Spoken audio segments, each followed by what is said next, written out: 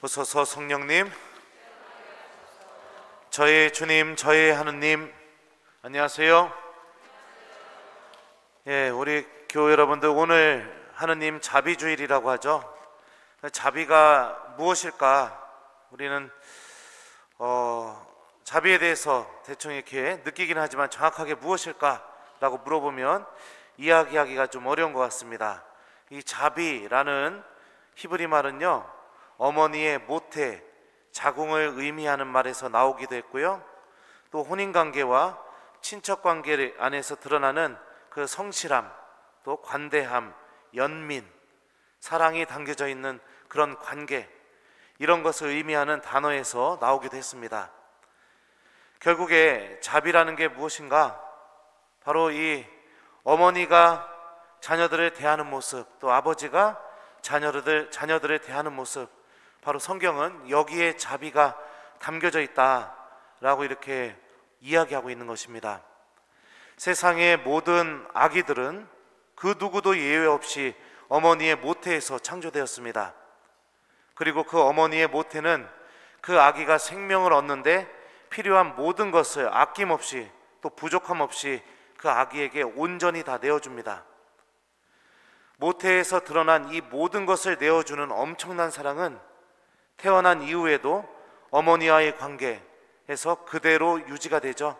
언제나 변함없이 한결같이 성실하게 세상의 모든 어머니들은 자기 뱃속에서 태어난 아기와 사랑의 관계를 매우 충실하게 맺으면서 나아갑니다. 바로 이 모습이 자비라는 의미입니다. 하느님의 자비 또한 마찬가지입니다. 우리들은 어머니의 모태와 같은 세례성사 안에서 태어난 하느님의 자녀들이고, 하느님께서는 그런 당신의 자녀인 우리들에게 모든 생명을 아낌없이 내어주는 그런 사랑을 보여주시죠. 바로 이런 하느님의 모습이 성경은 자비라고 이야기합니다. 뱃속에 있는 아이가 잘못됐다는 얘기를 들으면 어머니들은 어떨까요? 저는 애를 안 낳아봐서 모르겠지만 엄청난 걱정과 고민과 근심 속에 빠지게 되죠. 그리고 어떻게 해서든지 그 아이를 살리려고 하는 그런 마음밖에 존재하지 않게 되죠. 또 뱃속에 있는 아이가 태동이라고 하죠. 막 이렇게 움직이나요? 네. 그러면 어때요, 우리 자매님들 느낌이? 네? 아파요? 기쁘죠. 신기하고. 그리고 또 그러면서 모든 관심이 그전에는 나를 향해 있었다면 그 아이가 생긴 이후부터는 그 아이만을 향해서 모든 관심이 바뀌게 되죠. 아까 제가 제2방에서 저는 애를 낳아본 적이 없어서 우리 복사하시는 형제님들한테 물어봤었어요. 애가 뱃속에 생기게 되면 어떤 느낌이 듭니까? 이렇게 물어보니까 형제님 한 분은 눈으로 직접 보기 전까지는 무덤덤합니다 이렇게 하고, 한 분은 또 초음파 사진 보고 이렇게 너무 기뻐서 쓰러져 가지고 울었다고 이렇게 얘기하시는 분도 있더라고요. 그렇습니다. 그 모습, 모든 것을 다 내어주고, 아무리 잘못되더라도, 아무리 못났어도, 아무리 큰 잘못을 했다 하더라도 끝까지 한결같이 사랑할 수밖에 없는 그런 성실함, 바로 이게 자비고, 하느님도 우리들과 이런 관계를 맺으신다는 것이죠. 하느님의 자비는 당신의 자녀들인 우리가 아무리 잘못되었어도, 설사 우리가 하느님을 버린다 해도, 그럼에도 불구하고 우리 모두에게 아낌없이 모든 것을 내어주고, 또 그런 우리들을 항구하게 사랑해 주시는 하느님의 마음, 절대로 멈추거나 중단할 수도 없고 끊을 수도 없고 잊을 수도 없으며 외면할 수도 없는 이 하느님의 마음을 의미합니다. 그리고 성경은 우리가 이런 하느님 자비의 주인공들이라고 알려주고 있습니다.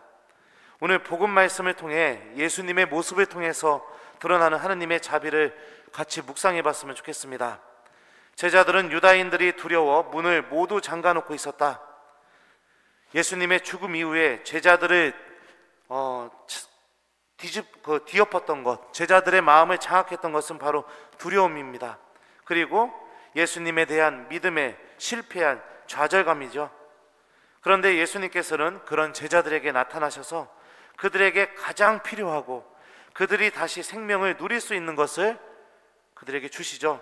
그것은 바로 예수님께서 살아계시다는 것, 그리고 너희들이 나를 배반하고 또 나를 믿는 믿음에서 실패했다 하더라도 여전히 나는 너희와 함께 있고 또 너희들을 사랑하고 있다는 것, 그리고 그들이 다시 예수님의 일을 할 수 있도록 그들에게 성령을 부어주시는 것, 바로 이런 모습들을 통해서 가장 두려움이 있는 곳에, 가장 좌절이 있는 곳에 예수님께서는 새로운 출발과 희망, 그리고 하나님의 사랑을 심어 놓으십니다.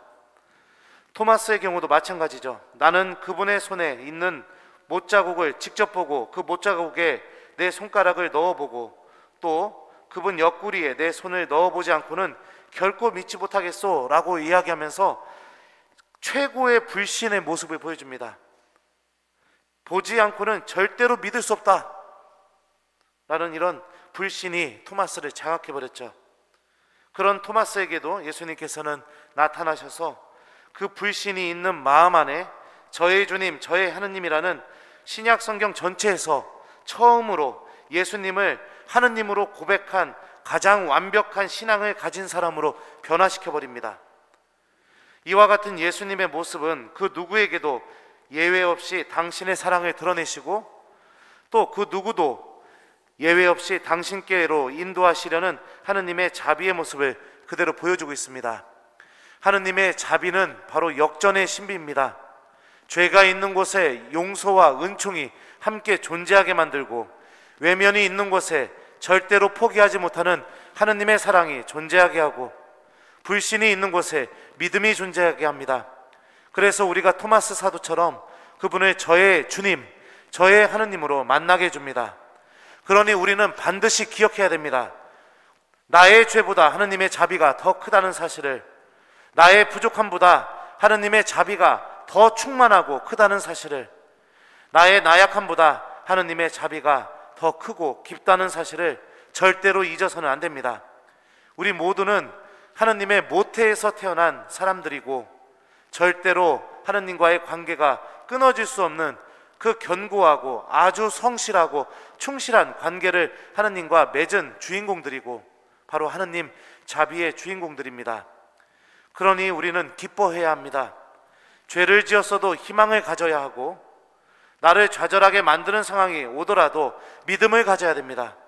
왜냐하면 하느님의 자비가 지금 나를 짓누르고 나를 두렵게 만들고 나를 믿지 못하게 만드는 그 모든 것으로부터, 하느님으로부터 멀어지게 하는 그 모든 것으로부터 하느님의 자비는 반드시 그 모든 것을 이기고 승리할 것이기 때문에 그렇습니다.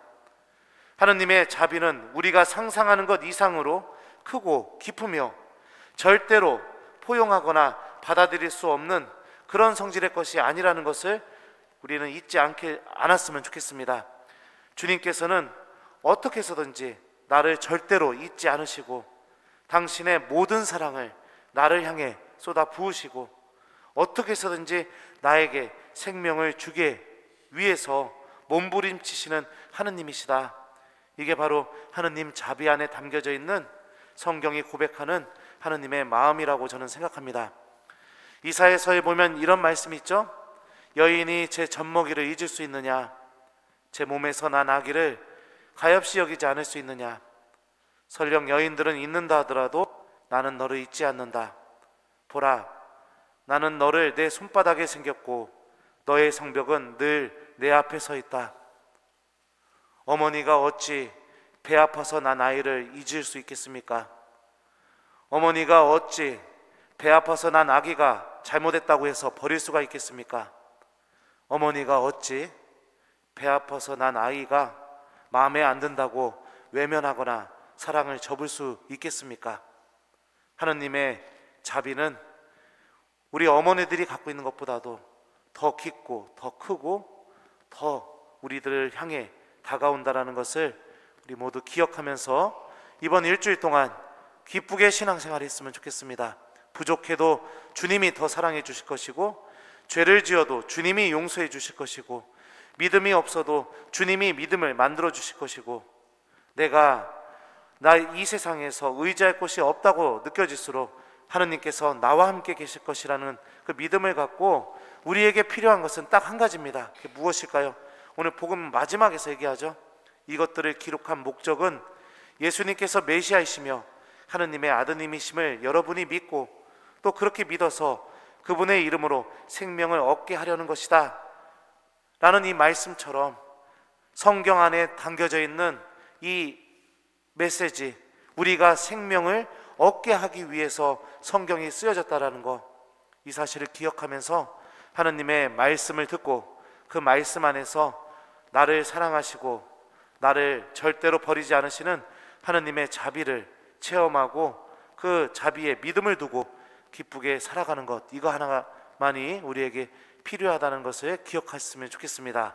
숙제는요, 일주일 동안 우리 교회 여러분들 하느님 말씀 잘 기억하면서 하느님의 자비, 또 나를 사랑하시는 하느님의 마음을 그 말씀 안에서 체험하도록 노력하는 한 주간이 되길 바랍니다. 기억했으면 좋겠습니다. 가장 불신이 있는 곳에 예수님께서는 가장 최고의 신앙 고백을 만드실 수 있는 분이십니다. 그 놀라운 기적이 나에게도 일어날 수 있습니다. 하느님 자비의 힘을 믿는 신앙인이 되십시오. 저의 주님, 저의 하느님. 아멘.